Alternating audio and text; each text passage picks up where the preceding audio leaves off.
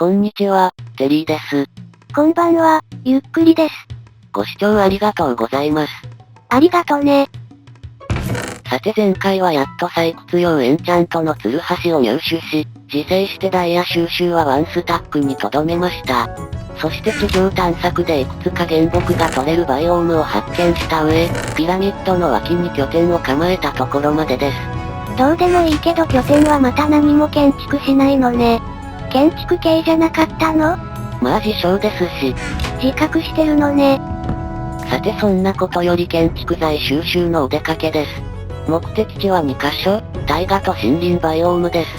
まずは近い大河から行きましょうか。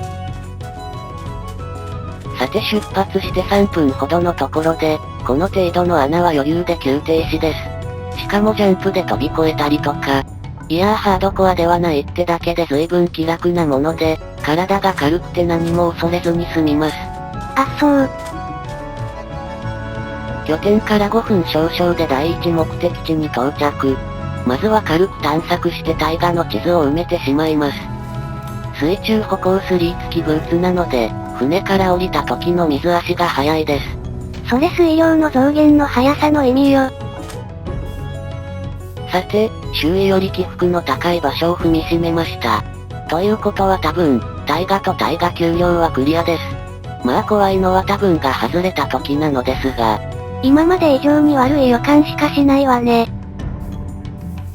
夜を朝に変換する装置を使ったばかりで、燃えてないゾンビが普通にいててちょっと焦りました。ヘルメット付きだと燃えないのよね。こうでこぼこしている地形では地平線が見えないので、寝るタイミング測るのが難しいです。さて今度は海に出て一瞬ゾクッとしたところですが、それよりなんか、水の中の左と上のブロックが消えましたね。お、このポイントだ。ラグさんの仕業ではなさそうね。さて、大河の海岸沿いに仮拠点を構え、ぼちぼち伐採開始です。ちなみにピラミッドですが、下から6層を木材ハーフブロック6種類、さらにその上に同じ順で木材を6層積む予定です。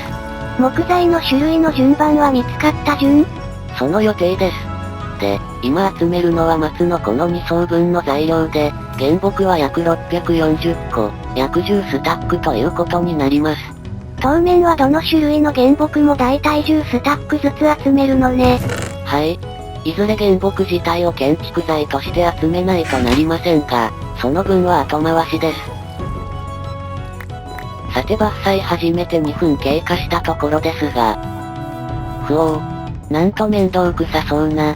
でもまあ時々こういう取りにくい木が混ざっているからこそ、作業が単調になりすぎないで済むんですよね。時間を惜しむなら放置するのもありよ。この突きつけられた勝負、逃げるわけにはいきません。うおーっと。決まり手、セルフ突き落としね。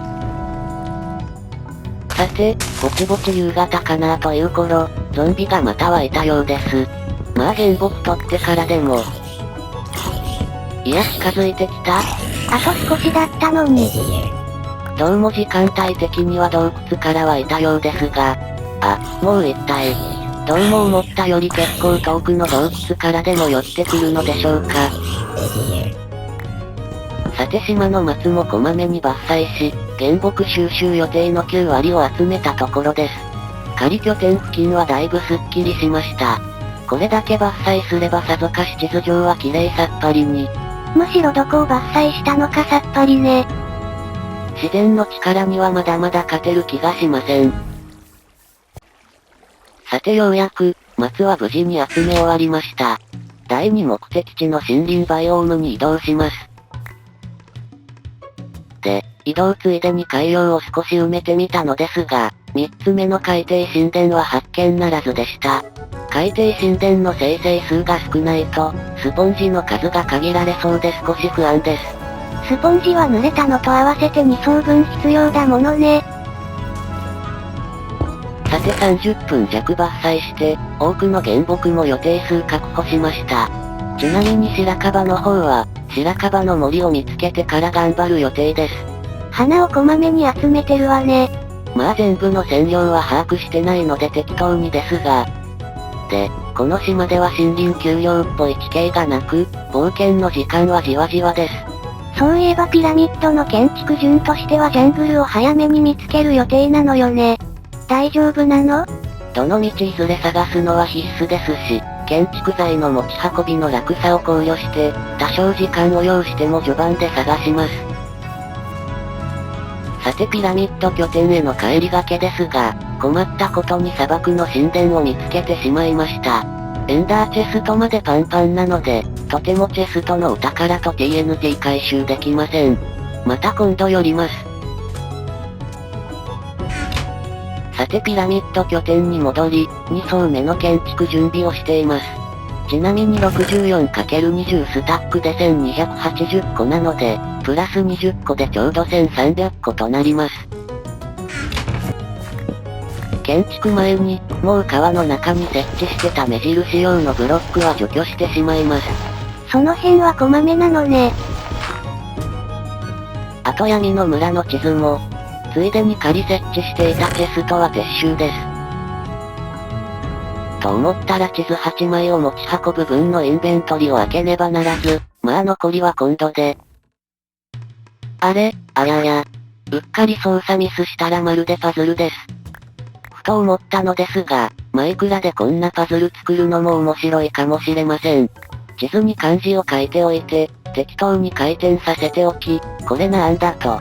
もし作るなら4段階拡張させた地図で作りなさいよね。さて再びピラミッド拠点です。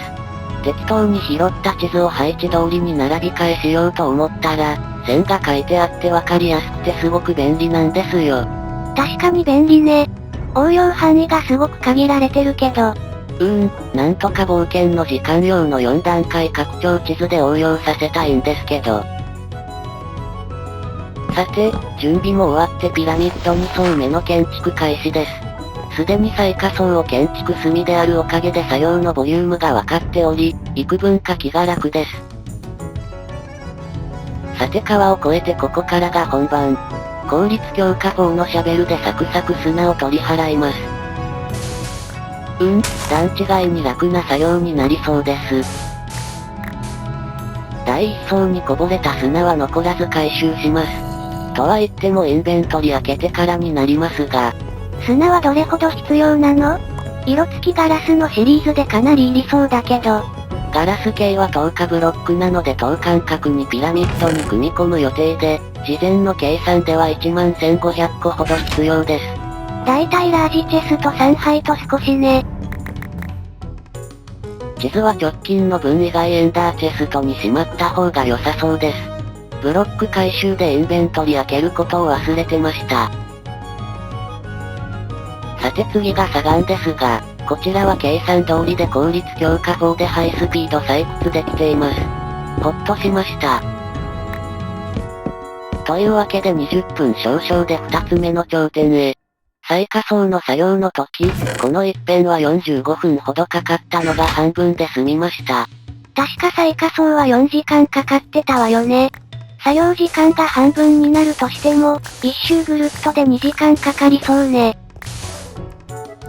さて、鶏ゾーンを抜けるといよいよ鬼門のサバンナ丘陵に差し掛かります。地図を南東と南の2枚に入れ替えて、さてここからが本当の本番。行きましょうか。順調に土を削っていっているところで、ついにダイヤシャベルが破損寸前となりました。耐久力エンチャントがついてないのが痛いです。というわけで早速修理を。耐久力3を入手してから作業にかかってもよかったんじゃないの？いやいいです。地形を削る作業はピラミッドの最下層付近に限られますから。でもなんだかんだ無心に掘っていたらあと少しのところまで来ました。でもここで事件が。ふと後ろ振り返ったらアイテム化した丸石が転がってて、拾った瞬間に削ったはずのブロックが出現しました。あら、毎度お世話になってるラグさんね。でも事件はそれだけでなく、アイテムか丸石の空中浮遊が、気になるので拾うかと思ったら、未知なる力で接近を阻まれてしまいます。まあ考えてみれば、ピラミッドを建てているのだし不思議なパワーがほとばしるのは当然なんですけどね。いやそうじゃないでしょ。さて、ひとまずこのサバンナ大地は掘り終わりましたが、でも本当に掘り終わったんでしょうか。この続きはゲーム再起動の後。というわけで再起動しました。正直なところ、ゲームデータの異常が起こるのではないかと少々不安だったのですが。まあ、未知なるパワーなんて原理が知れたら大したものではないんですよね。いやまあそれは確かに。さて2層目の折り返し地点です。また川に設置した目印ブロックは排除しておきます。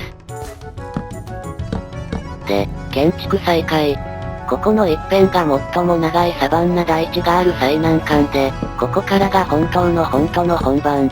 というか企画全体で見たら、本当のまだまだ序盤よ。さて、長いサバンナ大地の麓に来ました。頑張っていきます。まあ一番きついところよね。ともかくまず土を除去しました。全長は、だいたい200メートルほどかなという感じです。まあでも少しして気づいたのですが、よく考えてみると上下にブロックずつ掘ってるとブランチマイニングとさほど変わらない作業なんです。どうも前回は欲張って縦に何ブロックも掘ってたのがいけなかったらしく、なんであんなに苦労したんだか、みたいにあっさり掘り終わってしまいました。掘り方のスタイルの問題だったの。さて、最初の頂点を目指しているところでダイヤシャベルをまた修理です。今度のコストは 3。作業開始から2時間10分経過したところで、ようやくピラミッド2層目が完成です。あら一つ足りない？いえ、ハーフブロックは一度に木材3ブロックずつクラフトして作るので、1300個だと3で割って1つ余るんです。これで、完成。